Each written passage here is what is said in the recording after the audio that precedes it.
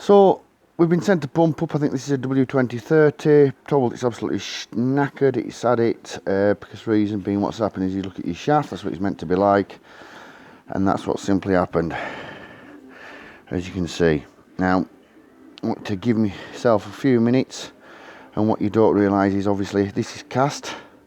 Most of it can just be picked off and taken off, and it can look like new again in a very short period of time, which we'll show you. So as you can see, all this lot just taps off and steady away.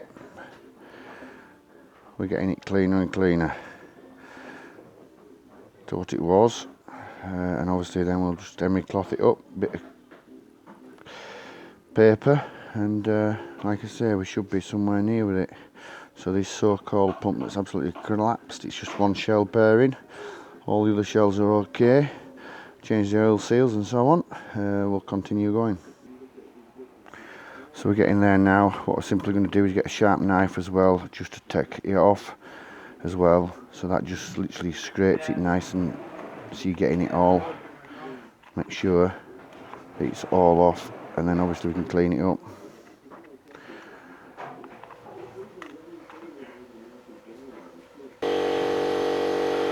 So what we've got is one shaft that's nearly there.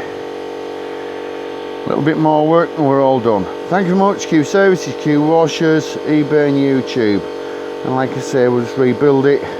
One new shell bearing and we should be okay with a set of oil seals, clean it all up. Thank you much.